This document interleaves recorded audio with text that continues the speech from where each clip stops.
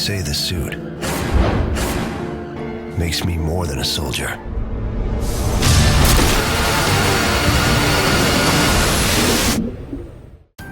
Ah, Crysis, how you inspire PC gamers everywhere to think about all your thrilling visuals. Of course, the original was more than just eye candy. It was a fantastic sci-fi shooter too, featuring plenty of enemies of both the human and the alien kind. For Crysis 2, developer Crytek has left behind the North Korean jungle in favor of the urban kind of jungle. They also decided to go multi-platform and put the game on the Xbox 360 and the PlayStation 3, as well as the PC. The sequel takes place in New York City, and while it takes a little while to get moving, you should stick with it. That's because Crysis 2's second half is absolutely thrilling, featuring large-scale battles in big city squares and across rooftops. This all occurs against an eerie backdrop of a city collapsing in front of your very eyes due to a horrific alien invasion. It isn't as sandboxy as the original, but Crysis 2 still feels unique. It's a nice change from all the linear corridors and most modern big-budget shooters, but still delivers a lot of cinematic wonder. It's occasionally amazing, though it is unfortunately held back by a few notable issues, like a bunch of bugs and some pretty mediocre artificial intelligence. Run, Alcatraz! You and that suit are our only hope. You play as a Marine called Alcatraz, and like Nomad from the original game, you're equipped with a nanosuit. You get this suit from Prophet, though the circumstances under which you receive it are best left to discover on your own. What's important is that the suit infuses you with special abilities. You can jump really high, you can cloak yourself and become practically invisible. You can enter armor mode and take a lot of bullets. But like many fancy and expensive things, someone else wants that suit too. So not only must you defend New York City against an alien horde, you must also deal with a bunch of soldiers that are out to get you. The characters aren't all that interesting, and the story, like the rest of the game, gets off to a slow start. But once it's in full gear, you'll want to know what's going on and where you fit in. And it all leads to an ending you probably won't see coming. What a nice change, to set up a sequel without resorting to a dumb cliche. And so, you battle through this amazing vision of a New York City that's crumbling around you. Once you get past the first few hours, you'll see some spectacular sights. Crysis 2 is a looker, and it does a great job of bringing this devastation to life. It goes for pure authenticity, so you may not be wowed by the art design, but you will be wowed by the technical aspects. The draw distance and lighting are terrific, and the game is filled with tons of marvelous details.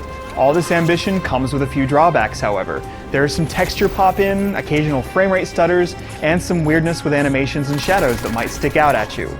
There are also some visual bugs. The depth of field blur might get all wonky and cause your entire screen to go fuzzy, for example. But these things aren't so bad as to be huge distractions in a great-looking game that shows you a few vistas that are hard not to ogle.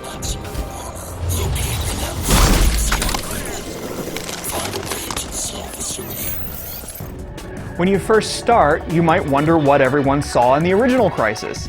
That's because one of the first things you notice is the AI and how poor it is sometimes. Soldiers might stare at you but do nothing, or fail to respond to you filling them with bullets. Or they will stand right next to an alien, but both will do nothing, more like they're hanging out than they're mortal enemies at war with each other. The AI never really gets better, but once the invasion is in full swing, it rarely stands between you and the thrills that come. It'll be a few hours, but once you're there, you'll love how Crysis 2 doesn't feel like most other games. Some of the battlefields are really big. Maybe not Crysis 1 big or Far Cry 2 big, but you still get tons of room to maneuver, lots of nooks and crannies to hide in, and tons of chances to flank the enemy and take them by surprise. You approach many battles from a rooftop or ledge above. This gives you a chance to use the scan mode on your suit to check out the environment, and then decide how you want to proceed. This is where Crysis 2's variety comes from, the great flexibility that the big maps and the suit give you. Being careless gets you killed fast, but your suit's armor mode still lets you go balls out when you want to. Go cloaked, and you can flank attacking aliens or take them down with a stealth kill. All around you, the earth shakes, skyscrapers tumble, and you get a sense of what it might really be like to be in New York City under alien attack.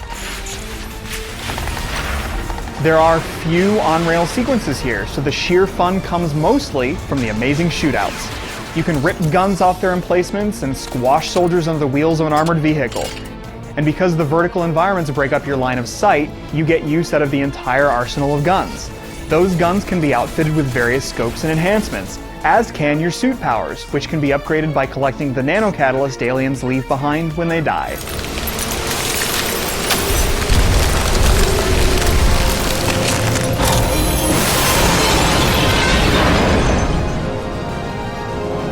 The final hours of Crysis 2 are incredible. Fun, tense shootouts against hordes of enemies in recognizable places that are burning to the ground and falling apart in front of your very eyes.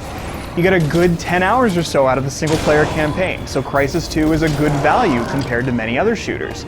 But it also sports a multiplayer component as fully featured as anything else you'll find on store shelves. And because you get to use the suit powers there, Crysis 2 carves out a place on the landscape. The maps are many, and there are 6 modes in total, though if you want to play public matches, you need to level up to gain access to the more interesting ones. Crysis 2 isn't quite in the league of something like Killzone 3, but it is up there. To keep you playing, there's an elaborate system of unlocks, multiple slots for creating your own custom class, dog tags to collect, and a lot more. If you enjoy the original game's power struggle mode, you might miss all the vehicles and the big maps. Otherwise, there's something here for almost everyone.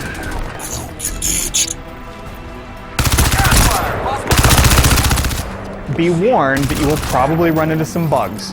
In our time with the game, we ran into situations where enemies stood in place like dummies and wouldn't move or die. A couple of places where we couldn't equip our weapons and ran around not being able to shoot anything.